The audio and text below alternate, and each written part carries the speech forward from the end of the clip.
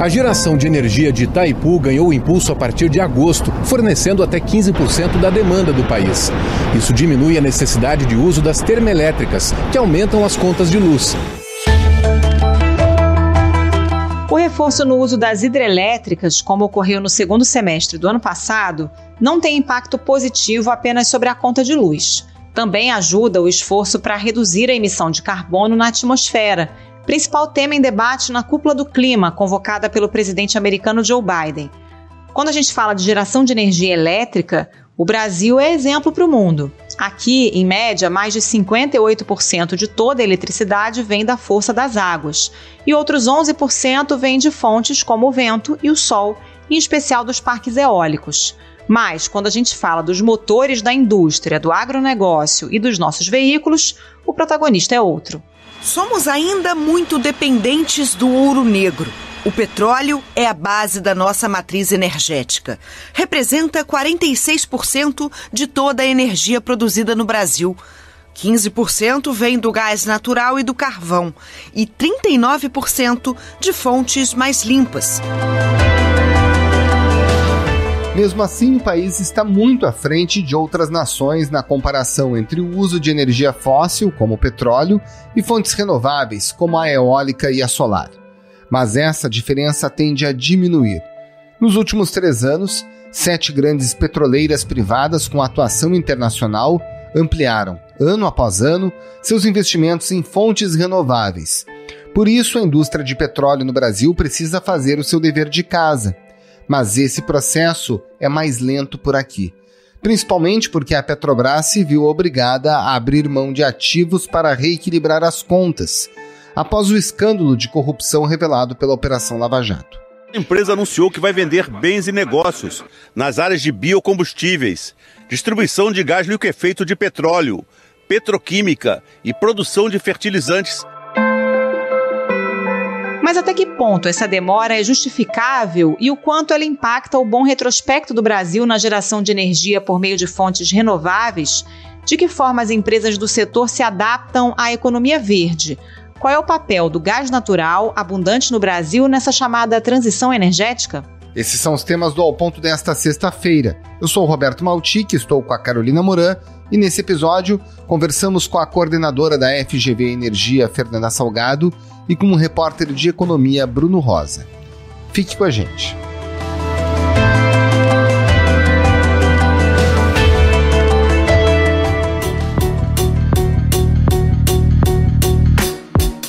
Fernanda Delgado e Bruno Rosa, começando por você, Fernanda. A própria Cúpula do Clima, liderada pelo Joe Biden nos Estados Unidos, demonstra que essa transformação, a transição energética está colocada. Os países estão atrás de investimentos em energia renovável.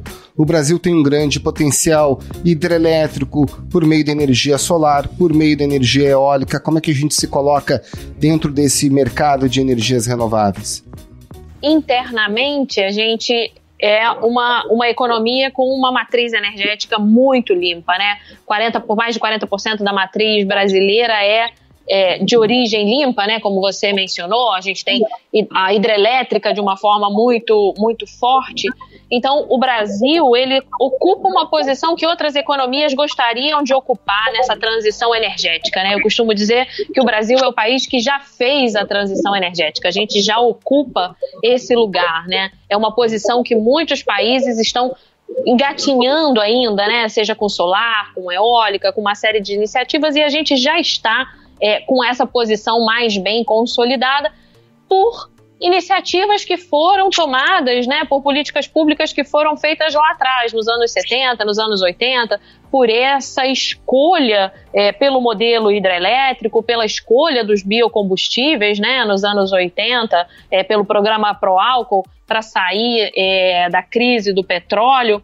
Então, num posicionamento internacional, o Brasil tem um posicionamento muito isolado, né, ele não conversa com o mundo multipolar em relação à transição energética, ele não conversa ainda com o governo Biden, né, como você colocou, que acena aí com um shift dessa discussão, né, o governo Biden possibilita essa troca de discussão, trazendo aqui para a América toda a discussão sobre transição energética e redução de emissões de carbono, mas o Brasil ainda não tem esse posicionamento, ele se coloca de uma forma muito isolada, até pela própria colocação dele no mercado internacional em relação aos desmatamentos, por exemplo.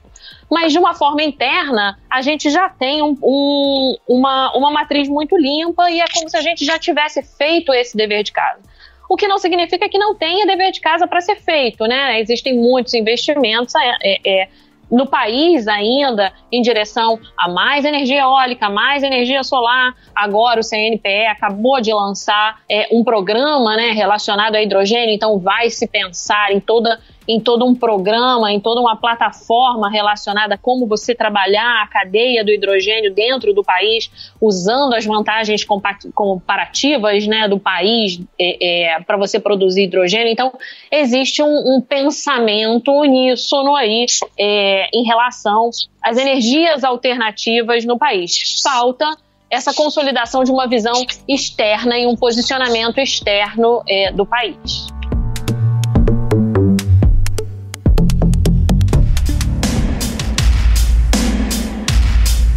E aí, Bruno, se a gente pensar especificamente na indústria do petróleo, em que momento estamos aqui no Brasil em termos dessa caminhada aí para uma matriz mais limpa? Hoje a Petrobras ela é a principal empresa produtora de petróleo e gás no Brasil. Ao longo de toda a trajetória da companhia, ela sempre foi a indutora do crescimento, não só do petróleo e do gás, mas de toda a energia. Então, quando falamos de energia renovável, solar, eólica, a Petrobras sempre teve um papel ali muito importante. Até mesmo quando o Brasil começou a construir usinas térmicas para gerar energia elétrica, a Petrobras sempre teve ali, ela sempre teve um papel muito importante. Mas depois da Lava Jato, quando vieram à tona aqueles casos de corrupção, a estatal acabou entrando numa crise financeira muito grave. E a dívida dela começou a crescer e a crescer. E você repare que a queda das ações da Petrobras corresponde a uma alta da dívida. Com isso, o que a companhia teve que fazer? Preciso reduzir minha dívida. Para reduzir essa minha dívida, o que ela fez? Ela precisou listar ativos que ela venderia. Nessa lista de ativos, ela colocou aí vários pacotes. Um deles foi a energia renovável. Então, se a gente pega, por exemplo, a questão ali do biocombustível, a Petrobras era a maior produtora de biodiesel, já vendeu a unidade. Parques eólicos, a Petrobras era uma grande geradora de energia eólica, ou seja, energia a partir do vento, também já vendeu esse ativo. A Petrobras também tentou há alguns anos, junto com a francesa Total, que é uma outra petroleira, a querer desenvolver energia eólica no mar, mas também já desistiu desse projeto. Então ela veio, a Petrobras ela começou a se desfazer disso. Isso, de certa forma, pode, em tese, atrasar um pouco o desenvolvimento dessas energias renováveis, visto que a gente perde um player importante, indutor de crescimento, como sempre foi. Mas, ao mesmo tempo, a gente tem visto uma iniciativa privada muito pujante, investindo cada vez mais em energias renováveis, né? Então, ao mesmo tempo, a gente tem esse setor, esse cenário de crescimento de energias renováveis e também temos agora um componente novo que é o gás, né? Desde que o governo começou a desenvolver esse mercado de gás, mudando a regulamentação do gás, a gente começou a ver a Petrobras também vendendo seus ativos de gás e a iniciativa privada vindo. Então, o que a gente tem hoje? A gente tem hoje aí o setor de gás prestes a começar a iniciar um desenvolvimento privado. A Firjan, por exemplo, estima aí 80 bilhões de reais em investimentos no setor de gás, que os analistas consideram aí o setor de gás um meio do caminho, né? Entre a energia fóssil, o petróleo, para o gás, que é um segmento que emite menos gases poluentes do efeito estufa, né? Então, o gás hoje ele é visto aí como uma fonte no meio do caminho, né? Uma fonte um pouco que vai ajudar os países nessa transição de uma energia puramente fóssil, que é o petróleo, para as energias renováveis, né? A solar e a eólica. Então a gente está hoje bem nesse meio desse caminho, nessa transição, com a Petrobras saindo dessa área, a iniciativa privada chegando com força Então a gente vive hoje um cenário de muitas incertezas, porque ao mesmo tempo que a gente tem muitos investimentos ali na bala da agulha, prestes a acontecer, a gente vê os investidores privados olhando para o Brasil, há muito potencial de crescimento, tem dinheiro no mercado internacional, mas aí quando a gente olha para o ambiente interno, para o cenário doméstico, a gente vê uma série de incertezas, né?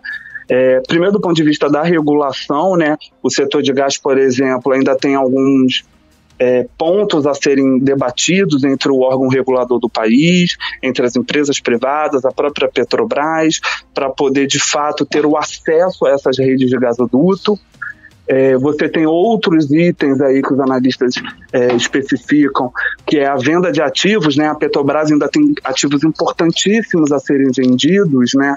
Não só na área de transporte, que são os gasodutos propriamente ditos, mas, por exemplo, a Gaspetro, para quem não sabe, é uma empresa que tem participações relevantes em diversas distribuidoras de gás pelo Brasil.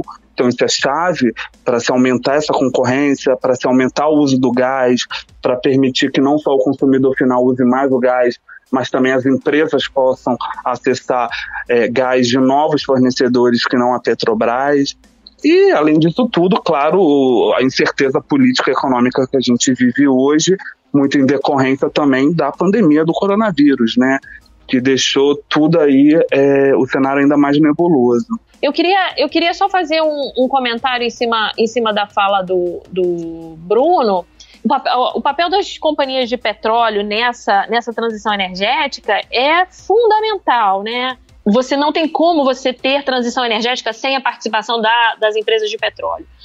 Mas a transição energética, eu gosto muito de pontuar que não é uma chave que você vira, né? Não é um elemento que de um dia para outro, agora vamos só trabalhar com energias descarbonizadas, né? Na verdade, a gente está vivendo a passagem de uma transição para um mundo menos emissor de carbono, e a gente já passou por várias transições, né? A gente já saiu da lenha para o carvão, do carvão para o petróleo, e agora do petróleo para energias menos emissoras de gases de efeito estufa, né? Esse é o mote.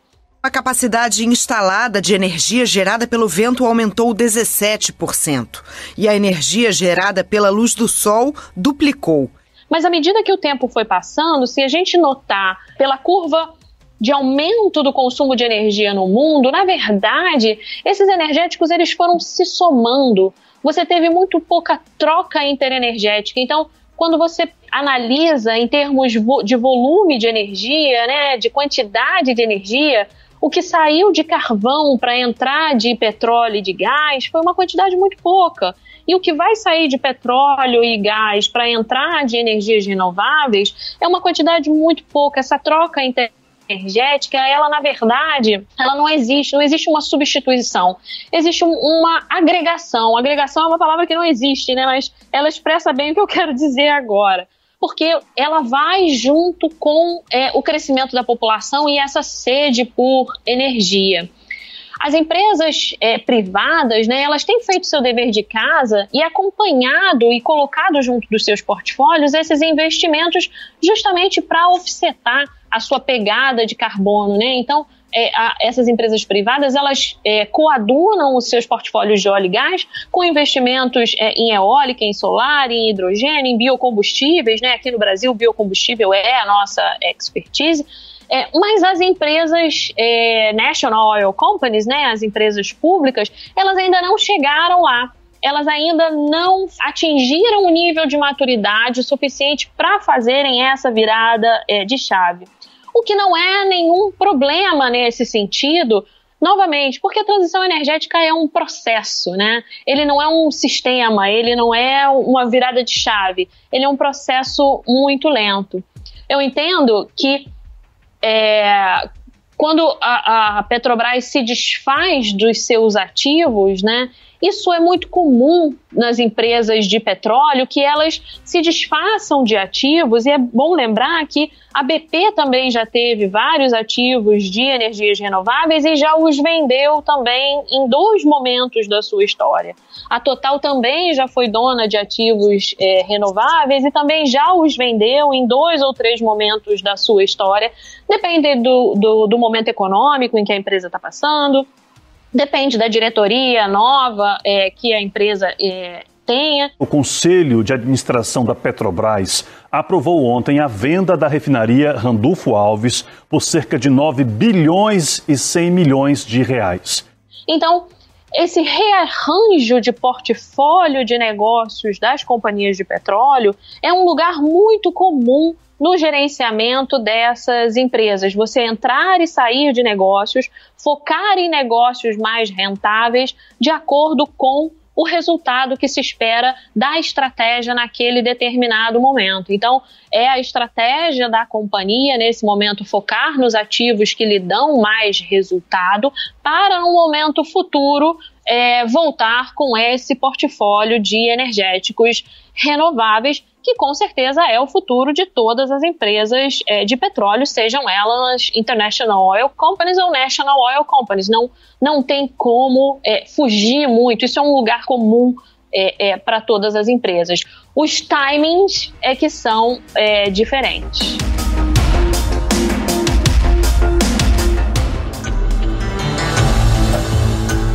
Agora, Fernanda, a gente, como você mesma mencionou, não haverá uma transição, a gente não vai deixar de ter petróleo, até porque o Brasil depende, o Brasil é um grande produtor de petróleo, especialmente no pré-sal. Como é que se faz para reduzir a emissão de gases que provocam efeito estufa, portanto, aquecimento global, dentro da própria indústria de petróleo e gás? Olha, Roberto, você tem N iniciativas, né? E algumas empresas já fazem isso muito bem. Você pode offsetar essas emissões fazendo outros investimentos, como fazem as empresas, investindo em energias alternativas, ou fazendo trabalhando dentro da própria produção com a menor pegada possível. A Equinor tem projetos agora que trabalha com, por exemplo, painéis solares nas suas plataformas, ou barcos de apoio movidos a biocombustíveis. Você tem N iniciativas que a própria indústria do petróleo pode implementar, offsetando a sua pegada de carbono. Então, tudo se conversa, né? Tudo se coaduna. Nisso você pode ter projetos de carbon capture, você pode ter projetos de hidrogênio, você pode ter mais projetos de energia eólica e de energia solar. Tudo é uma questão de como você balanceia esse seu portfólio.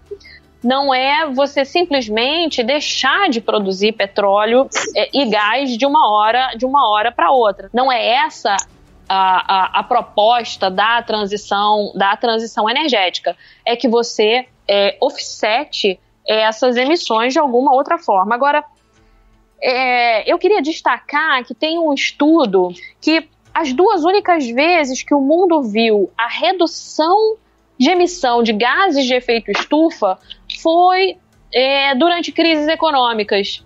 Então, foi durante a crise de 2014, se não me engano, e agora na crise da Covid-19, né? Então, quando você teve redução de atividade industrial, você teve redução de atividade econômica mesmo. A Organização para a Cooperação e Desenvolvimento Econômico afirmou hoje que a economia mundial vai encolher 6% este ano, a maior queda em tempos de paz em um século. Então, é engraçado, né? A gente está aqui conversando sobre todas essas iniciativas, todas essas importantes movimentações que são feitas nesse sentido, mas você só teve redução da temperatura global da Terra, né? Que é o objetivo. A partir da redução das emissões, quando você teve uma desaceleração das atividades industriais e da atividade econômica do planeta em dois momentos da história. É muito interessante isso, né? Ou seja, será que a salvação do planeta está em uma desaceleração global da atividade econômica? Fica aí a pergunta.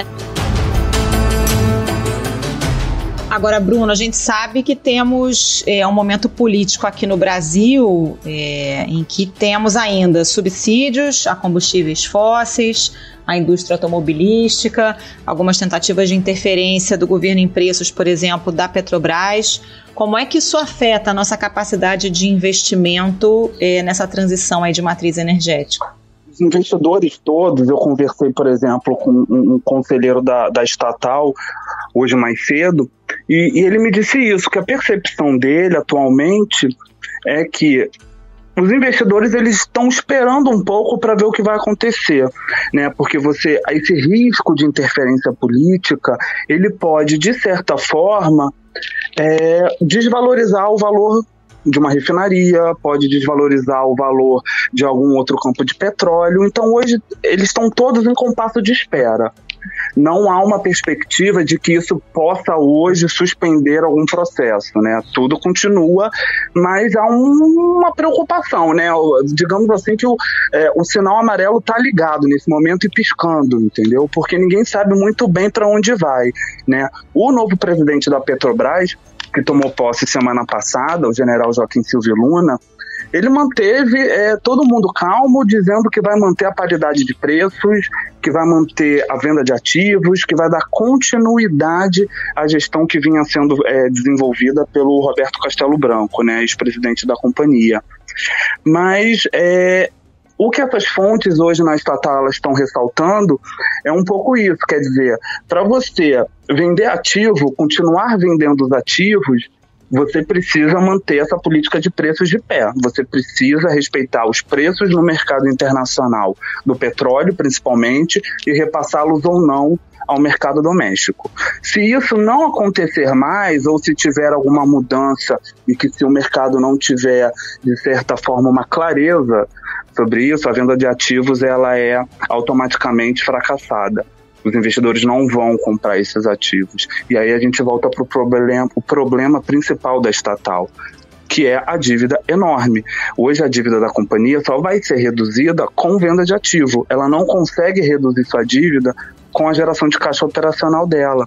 Então, quer dizer, é impressionante hoje como tudo está ligado, né? Você precisa que uma coisa funcione muito bem para o resto começar a andar e assim ela conseguir melhorar a sua capacidade de geração de caixa, reduzir sua dívida, se equacionar para, como bem disse vocês agora, daqui para frente, a médio prazo, a longo prazo, a companhia volte a olhar outras fontes, né, de energia, fontes renováveis, e não fique só ali no pré-sal, né, focando toda a sua energia no pré-sal, porque a gente sabe que hoje o pré-sal é a principal fonte de produção de petróleo no Brasil, né? Hoje ela já responde por quase 70% da produção de petróleo e gás no Brasil. É um valor muito grande, né? Quase 70% de cada 10 barris, 7 vem dali, né? E se a gente compara o volume de campos em termos de quantidade de campos do pré-sal, eles são muitos, mas eles não se equiparam, não se comparam com o volume de campos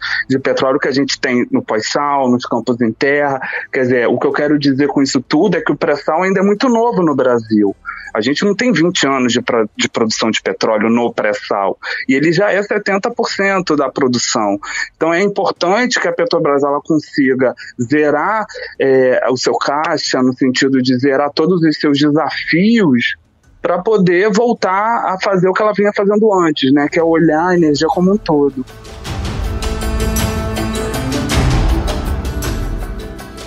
Agora, foi sancionado pela Presidência da República ontem o Marco Legal do Gás. Com essa nova lei, o Norte Fluminense deve receber mais investimentos para o setor e 3 multinacionais já anunciaram a instalação de uma plataforma no pré-sal na Bacia de Campos. Essa nova legislação pode reforçar o posicionamento da região como referência no assunto. Fernanda, para a gente encerrar, o Bruno mencionou muito a questão do gás natural. A gente tem um potencial muito grande de gás natural. Ele, de fato, ele entra como uma alternativa de energia que não faça tanta emissão de gases que provocam efeito estufa? Roberto, essa discussão, o gás como combustível de transição, ele já foi um mote muito aceito no mercado, né, já foi aceito por muitos cientistas e muitos analistas, né, mas hoje essa discussão já sobrepassou um pouco isso, né. Na verdade, nas discussões mais puristas, o gás ele já teve aí um leapfrogging, ou seja, ele já foi pulado direto, sem ser considerado um combustível da transição energética, né. O gás, por ser emissor, ele só emite uma quantidade menor do que os outros combustíveis fósseis, mas ele ainda assim é um combustível fóssil. Então, quando você fala de transição energética per se, em direção à descarbonização, o gás ele não é considerado. Mas, para a gente aqui no Brasil, pela abundância de gás que a gente tem, pela necessidade de energia que existe, pelo fato da necessidade de crescimento econômico e por ser a transição energética um processo lento, um processo que ainda vai demorar muito tempo, não tem por que você não aproveitar essa janela de oportunidade, né? Essa transição energética ela ainda vai demorar muito tempo e novamente, né, o que eu falei no início, não é trocar uma matriz inteira, você não vai trocar todo o uso de óleo e gás do país por energéticos completamente descarbonizados, né? Você ainda vai ter um lugar muito grande, tanto para o óleo quanto para o gás. O que importa agora, né, é você dar uso para esse gás que você tem no país, seja offshore, seja onshore, para que esse energético crie desenvolvimento, né? Para que ele crie empregos, para que ele crie condições de desenvolvimento econômico, para que ele traga arrecadação, para que ele traga geração de renda. Esse é o motivo pelo qual o governo tem se empenhado e criado programas como REAT, PROMAR, né, e tentado desenvolver cadeias de suprimentos, cadeias industriais alavancadas em cima desses programas, justamente para que você aproveite esse potencial. Fernanda Delgado, Bruno Rosa, muito obrigada pela participação, bom trabalho para vocês. Valeu, gente, muito obrigado. Obrigada a vocês. Obrigado a todos.